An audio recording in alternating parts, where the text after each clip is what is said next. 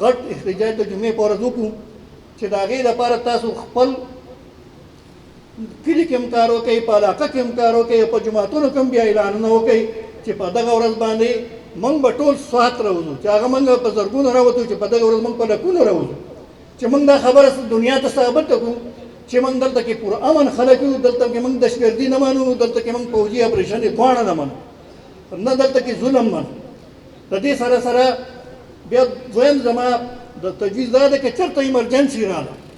اوس خو دا که د حالات داسې او نارمل رواني نو موږ خو به دا احتجاج خپل ریکارډ کړو، خو که ایمرجنسي راشه بیا به څه کوو؟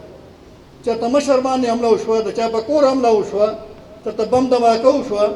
په هغې کې شهیدان وشو، په هغې کې څوک زخمیان شو، بیا به زموږ دې عمل صحیح. نو د هغې لپاره زما تجویز دا دی چې یاره په کومه ورځ چې واقعه وشوه او په هغې کې کیژوالټي وشو، په هغې کې بېګناه خلک نه شو، نو په هغه ورځ باندې به بیا دې ته نه ګورو، موږ به بیا اعلان کوو، په هغه ورځ به اعلان کوو چې یاره ټول خپل کلو ته راوځئ او د خپل کلو روډونه بند کړئ. نو دا دویم تجویز دی چې یاره په دې منځ کې داسې هنګامي صورتحال راغله، ایمرجنسي راغله، نو بیا پکار دا ده چې موږ په یو اواز باندې هر بل ځای ته تللی شو که نه شو تللی، خو چې د خپل کلي ته راوځو، د خپل کلي روډونه او چوکونه بند. درېیمه خبر دا ده فرض که اوس دا صورتحال دی دماکه نه کېږي، خو د راځي به په پولیس باندې به ډز کوي. اوس راځي کومه منصوبه چې ده، کوم پلان چې دی او د هغې نه چې څوک ور زموږ معلومات دي، نو اوس به قومي مشران ټارګېټ کوي. نو چې قومي مشر راولي، پولیس راولي، ځکه دا پولیس ځکه ولي چې دا زموږ فرنټ لاین دی، ریډ لاین ورته زموږ زه ویلی شم چې دا راله کمزوری کوي او دی په تاڼه ورانه باسي. ما بل ورته یجي ته ویلي چې زه ستا پولیس په تاڼه نه نوستن نه منم، دا به بهر راوځي، دی به ګشت کوي، دی به سرچ اپریشن کوي، ته چې دی په تاڼه کې بند کړي، خو چې دی بند کړي لکه مخکې به موږ باندې کرفیو ولګوله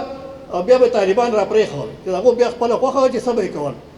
نو اوس هم که دا خبره بیا هم حکومت ته کوو، د سټیټ ته یې کوو، د انتظامیې ته یې کوو، پولیس ته کوو چې پولیس په روډ ولاړې، دی به خپل ګشت کوي او که په ده باندې سخته راته، نو په دې وخت کې به بیا موږ څه کوو چې پولیس حمله کېږي او زما په یو مشر حمله کېږي. آیا موږ به ګورو چې یاره دا مشر وشته، یاره زه په کور کې غلی کښېنم؟ نه، زما تجویز دا دی چې باقاعده که ته روډ ته نشي راوتلی، که هغه موقع نه نشي تللی، خو چې د خپل کور د کوټې نه خو ډز وکړي که نه، په هغه طرف خو ډز وکړي که نه. نو چې کله تاسو راووتئ، موږ لښکرې نه جوړو، نه ګشتونه کوو، زمونږ لښکر چې دی هم دا پولیس دي، دا ملیشه ده، دې له موږ خپل ټوپک ورکړی، خپل هر څه یې ورکړي، سهولیات ورکړي،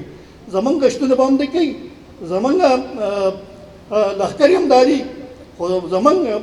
خبره دا ده چې موږ به یې د قوم کله نه یو راپاڅېدلي، موږ ورې په دې شپ شپ باندې نه خلاصېږو. واضح اقدام به کول غواړي، واضح چې کله تاسو اخریني اقدام، دا به اخرنی اقدام وي، که زموږ په مشر باندې چا داسې واقعیات وشو، نو بیا به راوځئ، هغه مشر خواله به ځئ او په هغه طرف به ډز کوئ چې د کوم طرف نه ډز شوی. ډېره مننه او ستاسو تجویزونه په دې باندې غواړم.